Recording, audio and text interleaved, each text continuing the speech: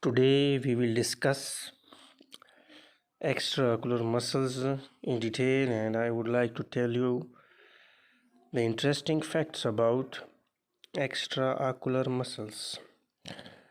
We have got 7 extraocular muscles, 4 recti, 2 obliques, and levator muscles. So the first muscle is medial rectus. Now medial rectus is very strong muscle. It is the strongest and largest extraocular muscle. You can be asked about which is the most strong muscle uh, among the extraocular muscles. So that is medial rectus, and the action of the medial rectus is that it pulls the globe medially inward deviation. It is responsible for the inward deviation. So it is the largest muscle, the strongest muscle, and the length, it is approximately 41 millimeter long. The muscle is 41 millimeter long, plus its tendon is 3.7 millimeter long, and it is 10 millimeter wide, broad, and it is 5.5 millimeter away from the limbus. The blood supply is 2 anterior ciliary arteries on either side of the muscle and 1 inferior muscular branch as well. Nerve supply is oculomotor, inferior division of the oculomotor nerve.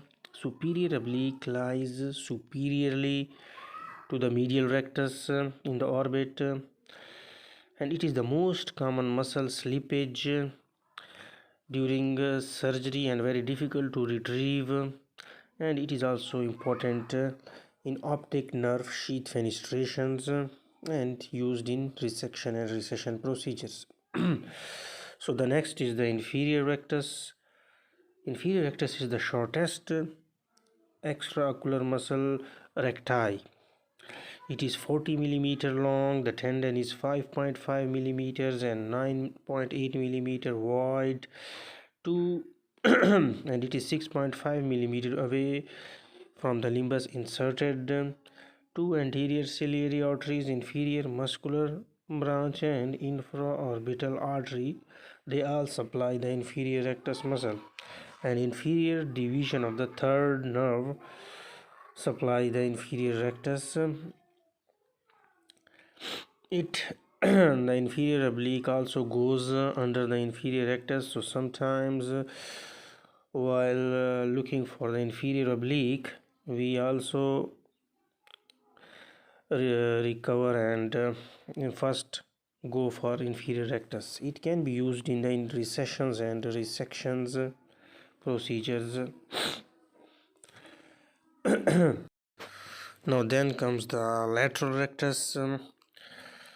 Lateral rectus is a 40.6 millimeter long. The tendon is 8 millimeter long. It is 9.2 millimeter wide, 6.9 millimeter away from the limbus. Now it has got a U-shaped origin with 2 heads, and there is a space between the 2 heads, and in between the space the structures which are passing are the superior division of the third nerve, then nasociliary, then the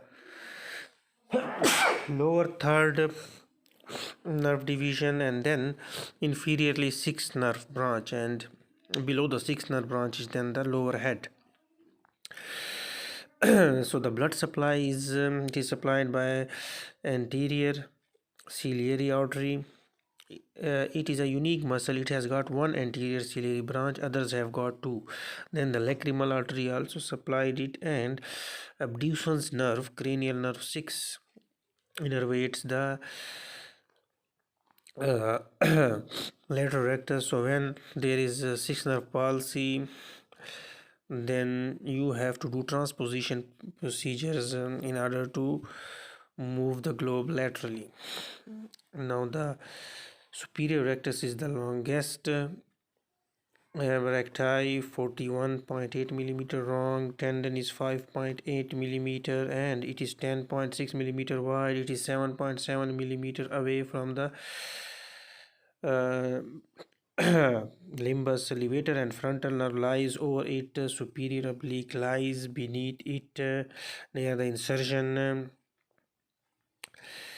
And optic nerve also lies inferiorly. In between there are orbital fats, superior muscular and two anterior ciliary arteries supply it, and superior division of the cranial nerve 3. So superior rectus is also used in recession resections and even in the Faden procedure as well.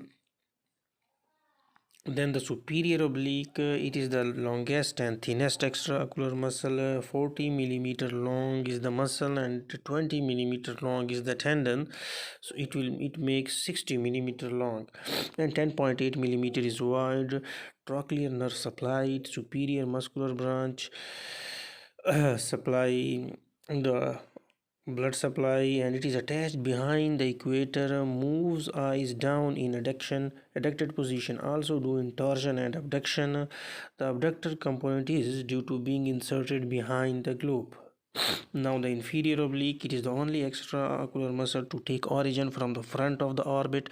It arises from orbital floor via a rounded tendon just behind orbital margin, lateral to the orifice of the nasolacrimal duct, inserted posterior in inferior temporal quadrant at the level of the macula. Inferior muscular branch and infraorbital artery supplied. It is 37 millimeter long. It has got the shortest tendon, essentially no tendon, and it is 9.6 millimeter wide. Inferior rectus lies over it.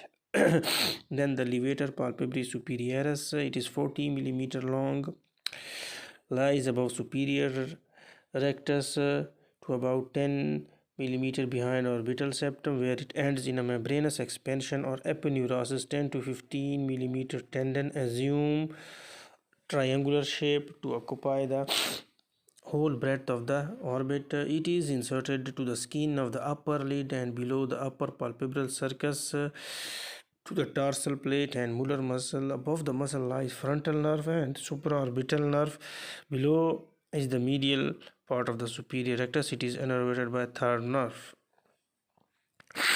It is used in levator resection in ptosis procedures.